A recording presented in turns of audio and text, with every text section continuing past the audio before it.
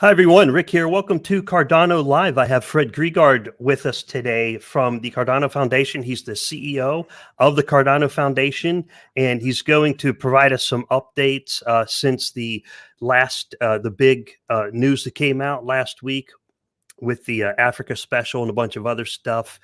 And Fred, thanks for joining us today. I appreciate you coming over here. How you doing today? I'm doing amazing, and thank you for inviting. All right. Hey, so one of the first questions I had, I've noticed this a few times in the videos you've done a lot of podcasts and YouTube videos with other YouTubers out there. You have a rope hanging in the background there. That looks kind of like a mountain climbing rope. Can you tell me a little more about that? Yeah, What's the deal with that? It's actually it's what's called a half rope. So it's what you use in mountaineering when you go over glaciers, or if you do some rappelling down certain things. And it kind of reminds me about one day I took a little bit of a chance and I wanted to climb the highest mountain of Switzerland, and I got really altitude sick. So it's actually a bit of an old rope, which I'm not using anymore, but it has some sentimental value around, learning when to turn around and learning when to push yourself a bit, learning when to be creative and other things. So it's more like a bit of a memorandum hanging there. But actually, I'm in my basement right now. So before COVID, I never worked any other when, doing some handicraft, and now it's turned into an office. So yeah, that's why the rope, and also some of the running numbers you see in the wall as well. Okay, so that rope, do you actually do mountain climbing, or what's the sport here that you're involved with? So I tend to say everything outside in the mountains, I'm in for it. So if somebody want to invite me to something in the mountains, I will say yes, no matter what kind of. But the two things I do enjoy is, one is ski mountaineering. So in the winter here in Switzerland, we basically put some skins under the skis and we walk up the tallest mountains and we ski down either the Virgin Powder or the blue ice glaciers, depending a bit on the conditions. And in the summer, I do something called trail running or ultra trail running. And that basically is very long, very remote distance running in the mountains. So self-supported stuff, yeah. Okay, so what is the highest mountain in Switzerland, or the highest mountain you've ever been on? Which one is that? So actually, is it the Matterhorn? Really good question. Yeah, the Matterhorn is probably that's the highest mountain I've been on in Switzerland. I've been on a higher mountain, but that's where the rope is from, and I had to turn around, so I actually didn't make the last 200 height meters. That's called the Darfurspitze. So I didn't make that, but I'm coming back one day. So I was on the Matterhorn this summer, and the highest mountain I ever was on was a little bit to do with Cardano, you can say, but many years before that, it was on Mount Kilimanjaro, so the highest mountain in Africa. Oh, wow. Which actually is a volcano. Oh, yeah, it is. So you get around. How about my daughter just got back from mountain climbing last night. She goes up in the Shenandoah Mountains up near New River Gorge, and they've got a lot of she does vertical rock climbing. That's kind of her thing, which it takes a lot of endurance to be able to do that. What's the longest run you've ever done, or the longest event you've ever done? Yeah. So that was, I think in 2018, there was, or there still is, a race called Tour de Jean. So it's about 360 kilometers.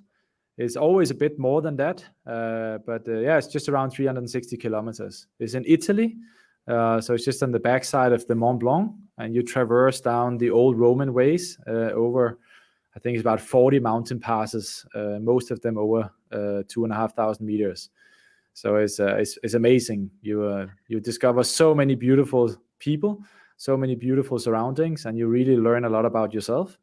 I think about it a bit as, the ultra running of equivalent of Cardano, because Cardano in many ways has been underway for, many years.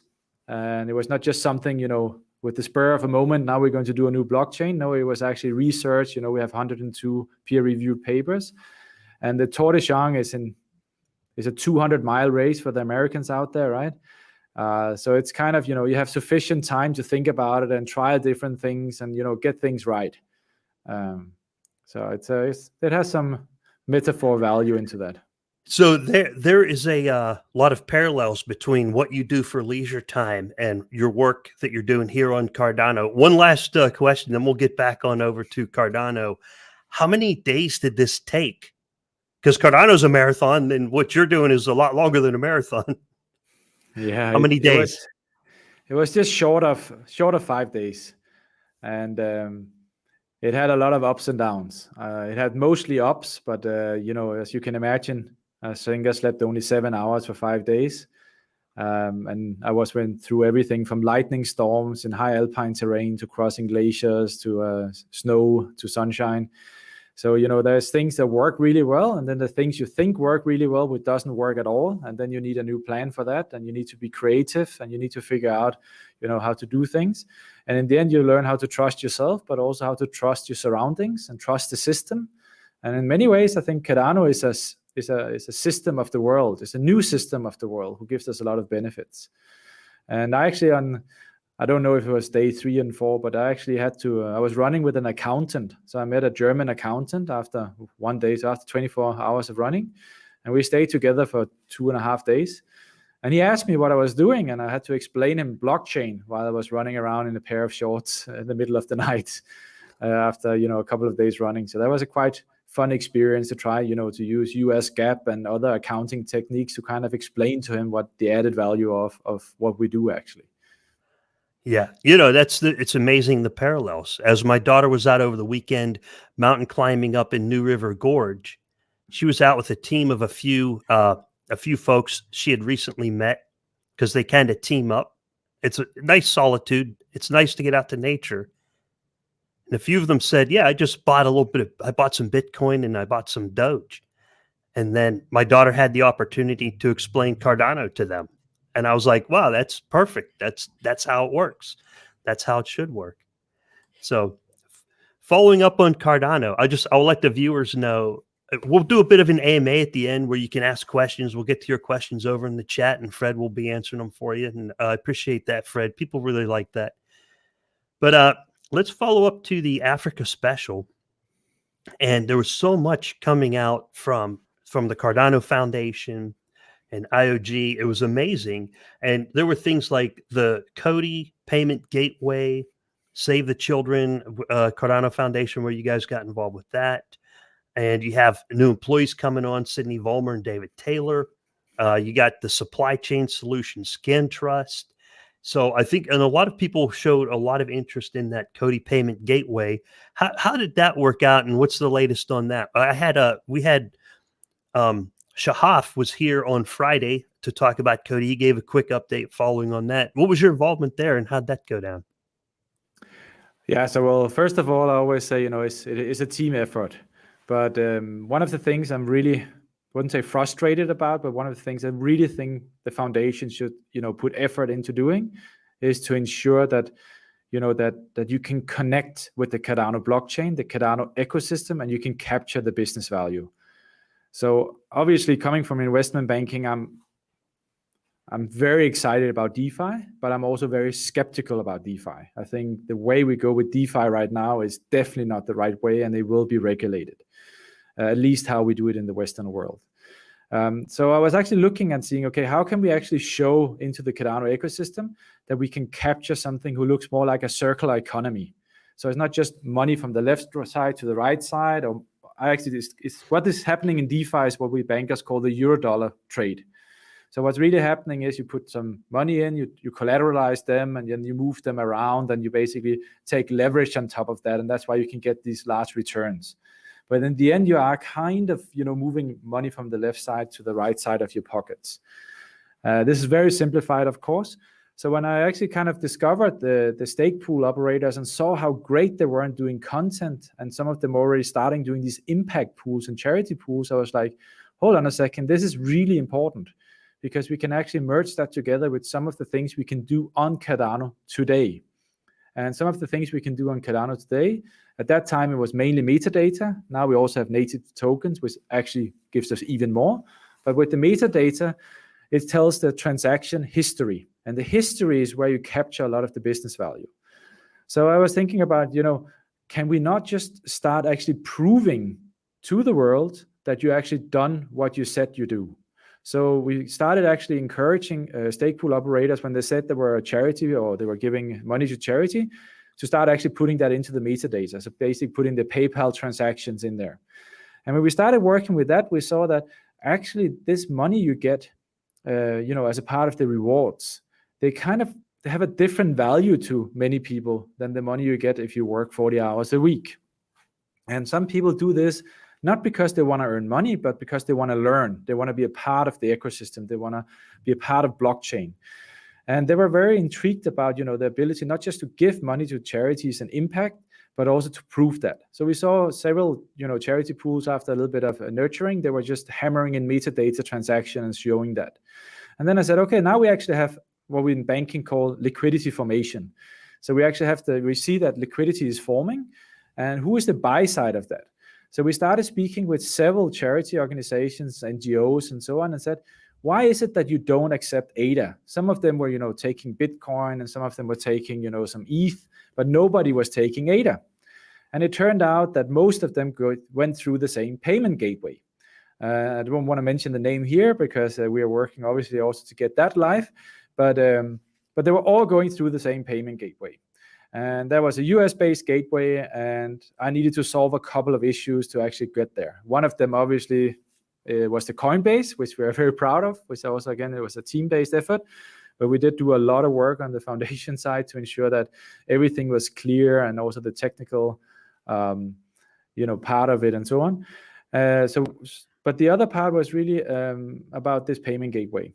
And then Coty was really early live. I think it was in the Byron ages, actually, with the ADA gateway, but they had not maintained it because there was not a big demand.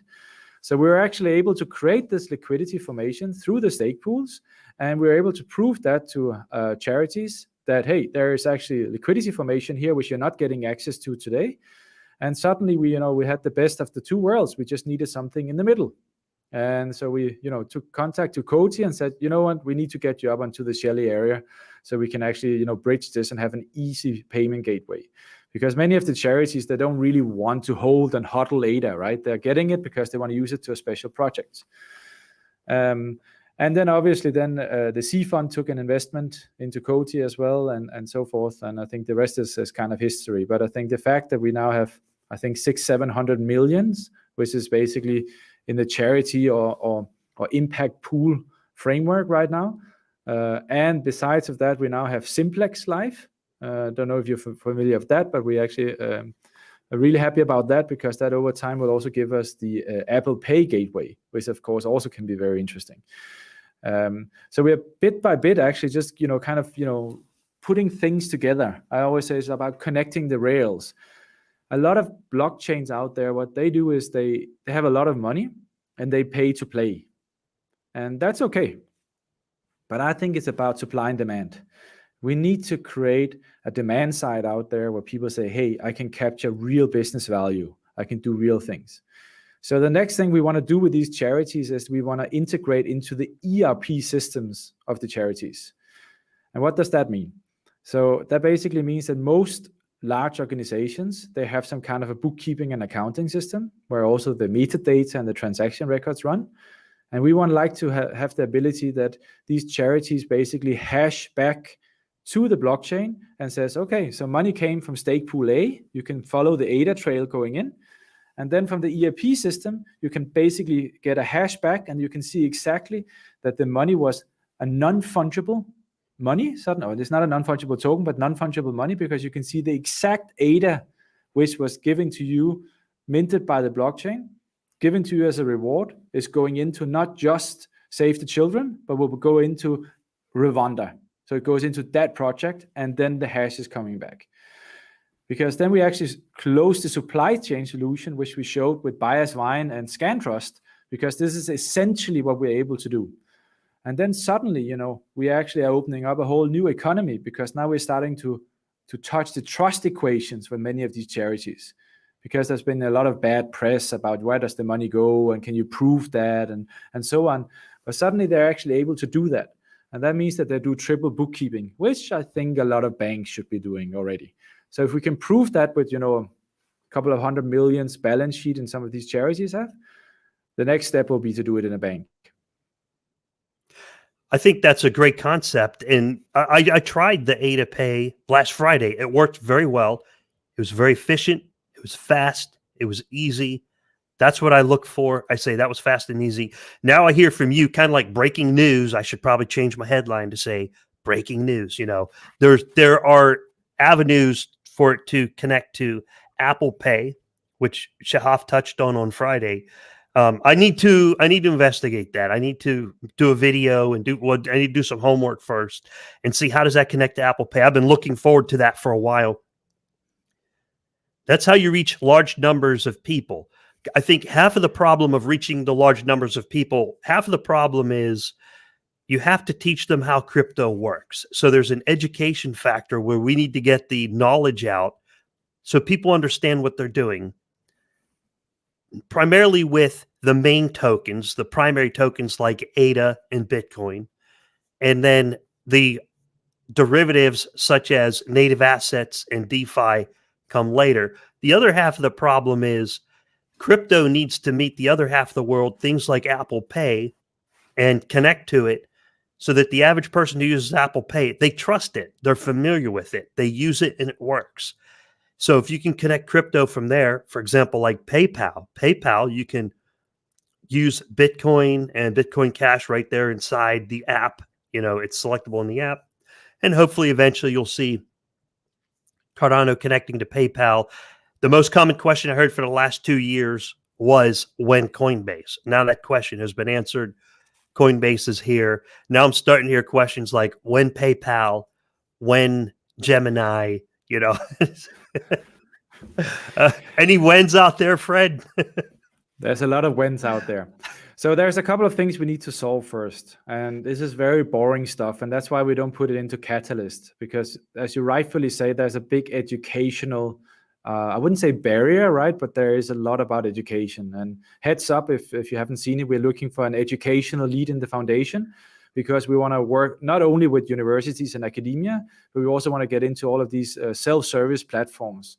So it's really great that we have Plutus pioneers, and we're going to get a lot of all of these things, but we need to be able to give that to hundreds of millions of people. People need to learn not just Cardano, but blockchain and what it can do. We need to enable these architects of the future. So coming back to your question, so there's a few things we have to happen first. And one of the things which is really dear in my mind is forensic tools. So we're right now just integrating with a company called CoinFirm, which is one very good forensic tool. But we would like to do a lot of, maybe just a handful more of those. It does take quite a few resources on our end, but we are happy to do so. What that will allow an intermediate to do, a fully licensed intermediate, is that they can basically see the history of the ADA.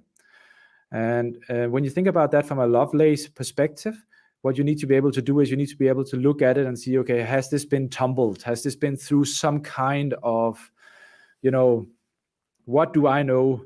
Which basically means that the risk worthiness of the regulated entity says full stop. No, we're not going to do this. And most blockchains out there, if you look at the top 10, we're actually the only one who is not really, fully integrated with these forensic tools. Now, if you're a normal ADA holder, you don't care about forensic tools because this is one of these legacy banking regulator kind of tools. But we care about it in the foundation because that would allow us to basically get to the part where I want to go, is that every country around the world should have one or two normal regulated fiat banks where you can exchange your ADA. And in certain countries or even continents, a bank could be a mobile network operator. It doesn't necessarily need to be a fully licensed bank, but it has to be somebody where you can basically, will allow you not just to buy and sell your ADA, because that's the first step. And that's the difference between Bitcoin and Doge and basically us, right? Because the ADA is one token out of thousands of native tokens now on the blockchain. So when first the ADA is through and you have forensic capability, you have your custody, and you have availability in your local country, that you basically can either get it on your PayPal or your Visa card or go down to your bank, then the next step we want to do is to everybody out there who's building on Cardano, they should have exactly the same opportunity. Now, obviously, we cannot judge the regulatory part and the legal part of your project out there. But if you know that the technical side is already incorporated, so if you have an ADA or you have a security token, it works exactly the same way from a technical perspective. So in this way, it becomes nearly like a Trojan horse, really, who gets through the doorways of these safeguarded institutions, right? And then it's just about, it's not just, but it is just about the compliance person and the business to basically say, yeah, we do that token as well. So for me, ADA is in certain ways special, but I always say ADA is just the first token we had. And I think there will be other tokens on the Cardano blockchain who probably will have a larger market cap than ADA have in the future. I know this is a bit wild to say that, but I think I can really imagine seeing that. I wouldn't be surprised because ADA being a primary token and people like to hold it because the value goes up and down. Look at Tether. The market cap of Tether, I don't know where it comes from, but organizations out there keep putting billions and billions into Tether, and the market cap keeps going above ADA. I don't remember what it's at right now. It's something over 40 billion, and it's about 10 billion or so higher than ADA. But they've been neck and neck during the past couple of months, and then Tether just went up. And that's a smart contract ERC20 based token, and it could be possible that token runs better on Cardano than it runs on Ethereum. In the coming year, in the coming months, it's possible. And then not in the coming months. I can give you that. It will not happen in the coming months. But yes, we have discussions with most of the large stable coins out there, and there is a lot of stable coins projects going on. What's important for us before we kind of add our resources to it is that we still have to kind of there's a difference between pay to play. So that you go out and you say to a large stable coin, we're willing to pay you several millions dollars to integrate, when it actually doesn't cost several millions, right? Yeah. And if you look at some of these integrations who's happened out there, yes, it brought them some brand, it brought them a little bit of transaction volume if you measure it on the fees on chain. But I haven't seen a large stable coin enabling like a smaller blockchain. And then they saw a huge pickup. But there's a couple of those out there who's interesting. So there's one large stable coin which basically holds an e-money license and a fully regulated environment behind that. And obviously, if you want to build a really smooth NFT supermarket on Cardano, one of the things you need places like Koji on speed. So you need to be able to go both ways on the payments, right? Mm-hmm. And having a fully regulated payment gateway provider who also can issue coins and issue tokens, stuff like that, as a part of it, which is connected to the Visa and MasterCard rails, does give you an added benefit, because most people who buy an NFT, they're not necessarily as technical as when you do yield farming. So they just want to be able to run their credit card through or connect their Coinbase wallet or whatever that is, and then get their NFT or sell their NFT. So there's a couple of those things where I would say, for now, our strategy is that, we're willing to pay both in terms of resources and in terms of people, but we need to see the demand side as well. We need to be, convinced that when we spend money, it is something where the community sees the adoption. Okay, well, I'm glad you're not doing the pay-to-play game, and that way that money's available to put into resources development and education, which is more important than paying for the pay-to-play, because if you build the right technology, they're going to use it. And I've heard that before with some of the large crypto organizations out there. They'll say, yeah, we'll list you or we'll engage you, but you got to hand over some big money, not for the sake of development, just simply for pay-to-play purposes. Glad to hear you're not doing that. One of the questions earlier was, let's hear the meat, not really a question. There was a lot of meat in that. Okay. Yeah, I mean, if you look at, for those of you here on this side of the pond, right, there's a really nice challenger bank from UK called Revolut. And they have there's like a digital challenger bank. I think they're actually looking at getting into the US as well.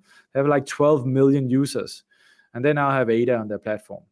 And I think, that's also a little bit of a testimonial to the team and about demand, that the fact that now 12 million people with, they can, add their Revolut card to their phone, they can pay with that, but now they can click and then they can buy ADA and sell ADA.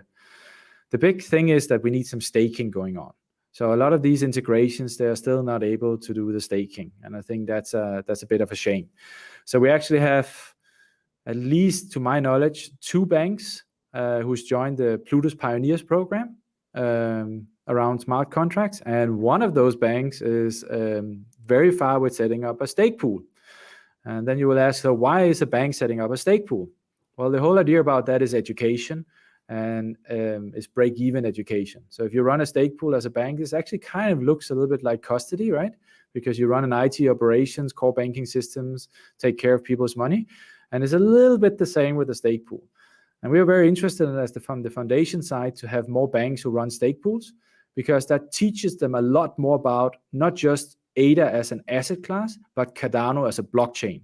So when they're able to have technology experts in their own ranks who are actually able to set that up, they're also able to think about how do we run the next generation smart contracts? How do we issue our own internal tokens to do cross-border payments? How do we do like the JP Morgan's Quorum, but just on Cardano? So it's also about actually, getting in through that door and actually, ensuring that they can do that. And the more banks I speak to and the more insurance companies I speak to about saying, yeah, let's not speak about the asset class right now. Let's speak about how you get started by upgrading your own personnel to actually be able to use Cardano. That's a very interesting discussion, because we can actually nearly do it break even due to the way we do the rewards. Okay, so the name of that bank is Revolut, or is it Revuto? I'm seeing information on Revuto as well. Revolut. This was Revolut I was alluding to. Yeah. Okay. All right. Yeah. Now that's another awesome piece of information. I appreciate you putting that out here. That I'm going to have to go do some research on. That you have banks operating on the Alfonso testnet. Alonzo. I have the That's king not broke Revolut. me. Alonzo. Yeah, that's however Revolut. Not Revolut. No, it's not Revolut. It's another bank. Okay, it's another bank. Yeah. So that there's banks operating on the private testnet, because I am seeing a lot of questions in social media. People are asking, how is the private smart contracts testnet, the Alonzo testnet, not Alfonso? Thanks, Eye of the King. You know what Eye of the King calls you, Fred? He calls you one of the chadliest men in crypto. He says Cardano has the chadliest men in crypto, Fred Gregaard and Charles Hoskinson. And I think he's right, because we got a guy who runs 250 miles through the mountains, or 200 miles through the mountains. Yeah, that's pretty chadly. So, sorry, back to the real crypto stuff. People like the backstory. They like to learn more about like you and what you do and what do you do in your spare time? What do you do for fun? People love to hear that kind of stuff. But now we're learning that there are banks operating on the smart contract testnet. Is that correct? They're members of the. So yeah, we have banks who's basically signed up for the Plutus Pioneers program. So they have developers in there. I actually haven't checked the registration list. I don't know if they're registered as the bank name or just as the developer name. But what's important for us is that they do it. It's important for us that it's not just the crypto pioneers who's on the Plutus Pioneers program, but also some of these skeptical enterprise organizations who's playing around with that. Because we need to open up the grid. The grid is not that it's only, proof of work. I mean, the future is very clearly proof of stake if you want to capture business value, if you want to go the full mileage and what blockchain can do. And we need to ensure that we are not being put in the same kind of bucket. So there's something called the SDG, so this is Sustainable Development Goals from the United Nations. And nearly every large corporation, so like Fortune 500 company I speak with, which is incorporated outside the US, one of the first questions that are like that we will never use blockchain because it's just not sustainable. And there are 17 of those goals. And now I'm able to basically look into one of each of these buckets from 1 to 17 and tell them around why is it that Cardano fit and other blockchains don't. So I'm not negative on Bitcoin. I'm just saying if you want to run millions of transactions, you want to capture that, you cannot, the future world is a circular economy. It's about sustainability, but it's also about telling your shareholders that you are actually following the standards and you're doing certain things. And we need to check those boxes. So this is also one of the things we are looking into. Is it possible that we can get a sustainability certification on Cardano, and that we really can prove what we are saying, so that most people know that we are 1.6 million times more effective in terms of electricity than the proof of work blockchains. But how do we actually prove that when the architecture is very different? And when most people, when they run a data center, they run a node, we actually don't know how they do that. So there's some things there I think we can really, get going on, which will again bring more adoption. Yeah, no, that's great to hear that these banks are both running stake pools. They're operating on the Plutus Pioneers testnet. That's the kind of stuff we need them doing so they know how to implement it. And what I think is critical about that is that what are they hearing in the media? What do they see when they open a newspaper? They hear and see Bitcoin, Bitcoin, and then peppered a little bit here and there, Ethereum and Doge, right? But they don't know about Cardano. They don't know that it may or maybe not that Ethereum is still a proof of work, and it's going to be years before their proof of stake is actually useful to any of the banks. So that's good to hear that they are getting educated and actually practicing real hands-on developers working on the Plutus Pioneers testnet.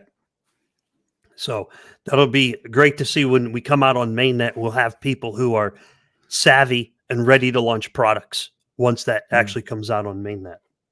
Yeah, it actually relates a little bit to another part we've been doing quite a lot, and that is about legislation and regulatory part.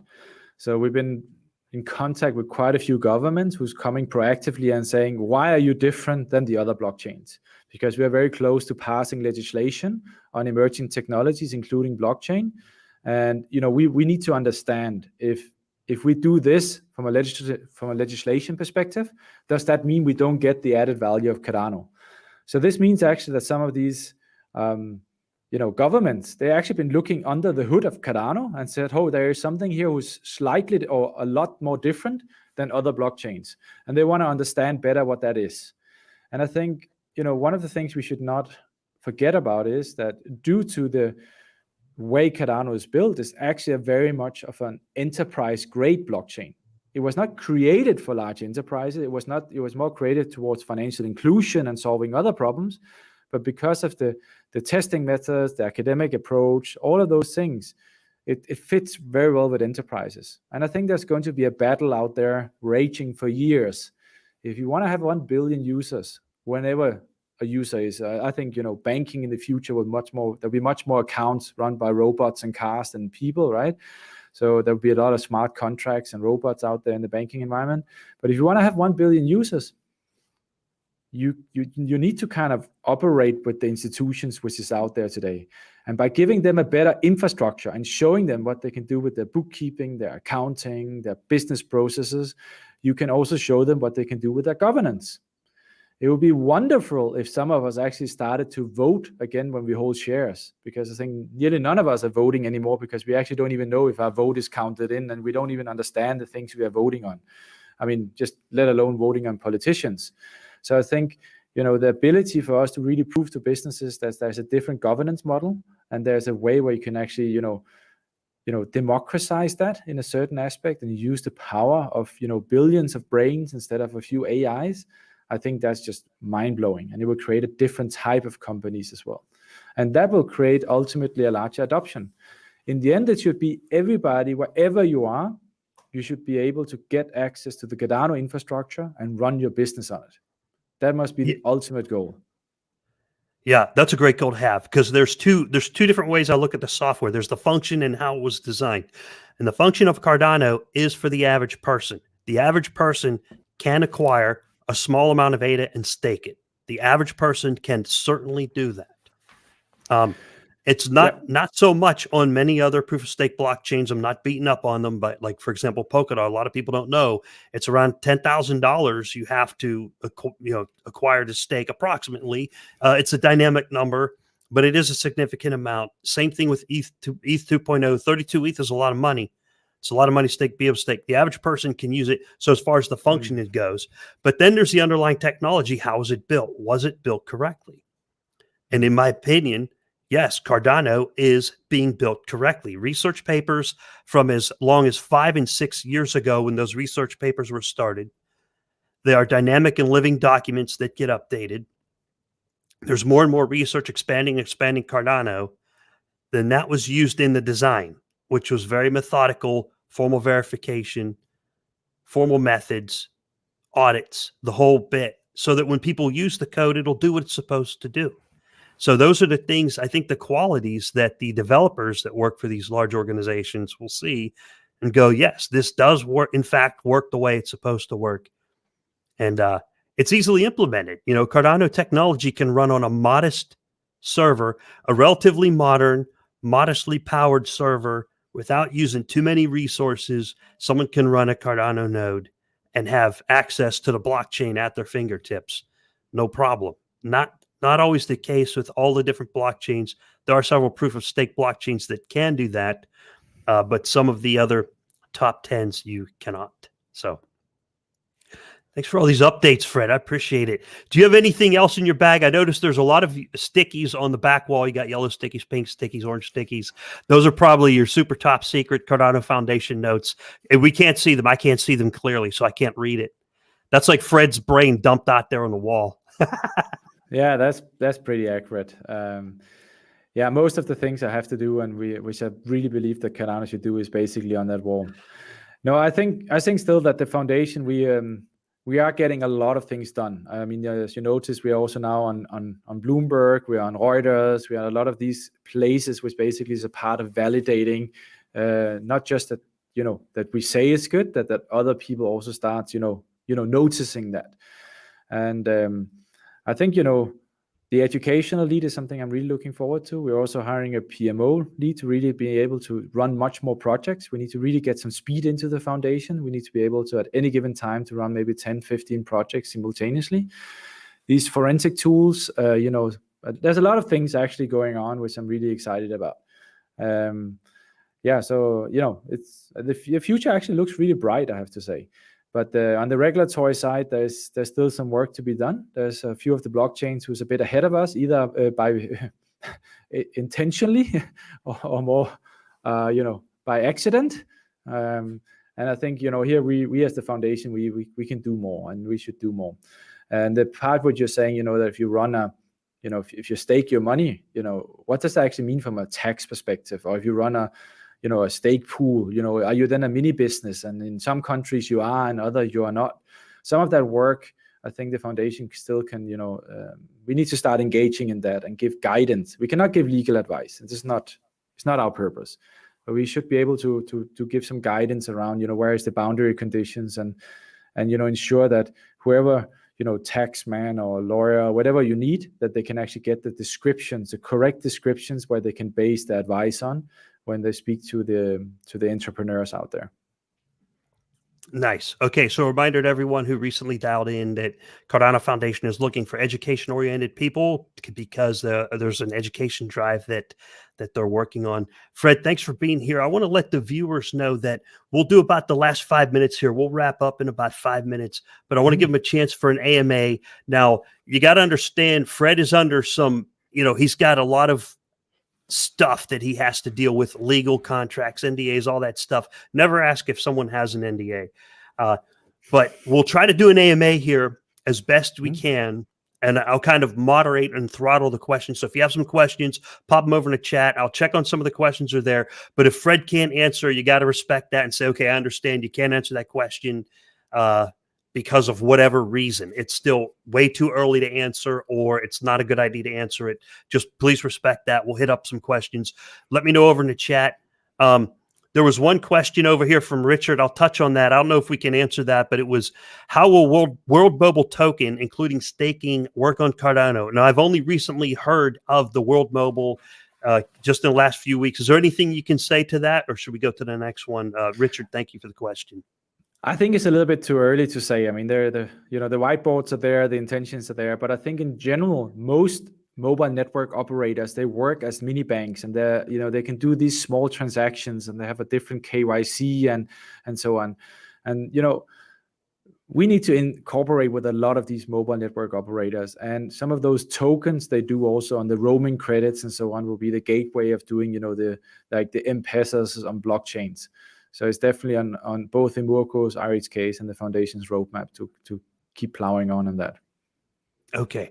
Thank you, Fred. And thank you, Richard. And the next one was from C-App, and that was Germany wants to use its own blockchain-based identity solution. Why won't they use a Teleprism? How big is Western government's knowledge gap? Would they use a Teleprism, or can you speak to that at all? So I, on purpose, kind of signed myself out of some of those forums. I've been part of discussing that with these large work groups with the European Union, but there's a big battle who's going to go on, and this is about decentralization and private blockchains. So a lot of people that really like to have control over architecture and really think that architecture still is a box where you can control the attack vectors. But what's happening is that security is not a box anymore. That's an open architecture. And even the European Union with the open banking initiatives and a lot of other initiatives is opening up those vectors all the time. So currently we have to say, Atala Prism is actually not live with any enterprises of scale right now or any governments. And I think it's really up to us right now to get it live with Ethiopia. And if when we do that, I think the Germans will come back to us and say, oh, what happened there? Because this is one of the largest problems in blockchain there is to solve.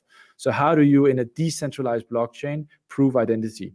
And in the US, there's just passed a regulation as well. I think it's called the travel rule, where if you have more than X amount of dollars in cryptocurrencies, you need to have an identifiable address behind that. So I think in many ways, it's also a fight of centralization. I hope we will not be forced to only be able to deal in crypto by going through a bank or some kind of fiduciary function. So the knowledge gap is big, unfortunately. The trust gap is even bigger. And now with Ethiopia, we can actually prove how that will work in a governance grade setup. So that's great news. Yeah. And if you can survive in Ethiopia and make it work there, you can make it work anywhere in Germany. You might look at it and say, wow, look at that. All right. Awesome. Okay. Thank you for that question, CF. Thank you, Fred, as well. There's another one from Ninja Hankin. Are banks impressed with what they see in Cardano? What do you hear from that? Are you getting any feedback from maybe not the banks, but the developers who work on behalf of the banks? Are you hearing any feedback? So in general, when a bank does due diligence on Cardano, they are extremely unhappy and they run away. So I don't know if you try to go on YouTube and write Cardano and ADA, and what you get up as the first hits is amazing YouTubers speaking about pumping and dumping and ADA to the moon. That is not exactly what you want to see if you want to put your core banking system on Cardano. So we are thinking about how do we actually create an enterprise brand while still taking care of all the other use cases and all the original community around Cardano. When we then speak to the banks, so when I have them on one-on-one, I can explain to them now how you in Switzerland, for instance, can run a full bank on 52 smart contracts, 3 ledgers, and about 5 people to take the risk. And then they kind of fall down the chair because what we can speak about is cash flow patterns and how Marlowe works. And when I then show them Marlowe, they're down the chairs. They're used to, if they want to do a product in a bank, you have to go through the compliance, the legal guys, the IT guys, etc. It's like a 12-month project. But on Marlowe, you can do an escrow account and deploy that on the network, right, in less than 5 minutes, and you don't even need a cybersecurity proof on that. So when we start showing them that, they are extremely impressed, and that's also why we have more insurance companies and exchanges and others who's starting to approach us because they heard the rumors. Great. So when they see the real implementation, such as Marlowe, they're impressed. But think about that, folks, for the viewers out there. Banks are not impressed when they go on YouTube and they Google Cardano and they see the pump and dump. Oh, look, number go up. I know there's hundreds of YouTube channels. Good for them. We don't do that over here in Cardano Live. Do me a favor, hit like and subscribe down below. Pump my metrics. Get this channel more visibility so that those banks, when they search for Cardano, they'll catch this channel and they're not just watching the Moon Boys doing the green candle pump and dump. That's fine. They can do that. Those are the most popular videos on YouTube, but those are not necessarily the ones that the banks and the major organizations are looking for. So help me out here with some metrics and hit that like button down below. Thank you, Fred, and thank you, Ninja Hankin. A few more here and we'll wrap up. We try to keep this on a brief, nice Monday afternoon podcast. Let's see what else is here. Okay, Ricky Ricardo asked, any estimates when Alonso will drop? Estimates. Okay, he's probably talking about time. Now, this is really hard to do. Fred, if you would have passed, I'm going to estimate August. Okay, I'll throw that one out there. My estimate is August, maybe September, but what they mean by drop is mainnet Alonso. So honestly speaking, I just don't know. I have some ideas, and we are working with a roadmap on our end, but I think it will be this year. And to be honest, I know all of you will be angry at me saying it. I'm actually okay if it comes late this year, because there's so much business value we can do today. And I think, ScanTrust, Buyers Wine, Coty and others start showing what you can do on the Cardano blockchain with what is there already today. The NFTs, the marketplaces who's bringing up, the metadata transactions. We can do a lot right now. I know we can do even more with Alonso. Correct, huh? But from my point of view, where I'm sitting right now, it all looks mighty shiny. I have enough work for the next couple of years without Alonso, but Alonso will drop this year. I think so. Yeah. Awesome. Thank you, Fred. Thank you, Ricky Ricardo. Last question is from Carl Watts. Last question. And then we're going to be wrapping it up. And Carl asks, are there any countries where ADA has a clear legal status? Like Bitcoin is considered property in some jurisdictions. Now, there's a lot of countries out there. There's hundreds of countries. Property, currency, something else. Any knowledge on that, Fred? Yes, there is. The world is pretty big. So our idea in the foundation is that we're going to, think about how can we do some kind of a globe or something like that, where we start actually showing, the legal adoption and status of it. But there is definitely countries where there's a very clear legal status on that. And we want to have even more countries, and most of them hopefully to the positive notes of it. When I say the positive is, the ADA is, in my world, is the access to the Cardano blockchain. It is not a security. It's not it's not an investment token or anything like that. It is what allows you to do beautiful things to capture business value on the Cardano blockchain. So, but yeah, there is countries out there. Okay. All right. Well, thank you for that, Fred. And thank you, Carl Watts, for the question. We're wrapping it up here today, Cardano Live. Thank you to all the viewers who are here with us today. I appreciate your viewership. Hit the like and subscribe down below as well. And we're going to wrap up. Fred, do you have any other comments or words you want to pass on to the audience before we wrap it up here? Yeah, from my standpoint, let's start building on what is there now, because there is business value to be captured already now on the blockchain. And yes, we should also join the Plutus pioneers, and later there will be the Prism pioneers and all of that. But today you can actually build a business, and you can build certain business models on Cardano. So let's start showing the world how beautiful Cardano actually is, and how functional and cheap and efficient you can do things, and by all means, how transparent and trustworthy you can do it.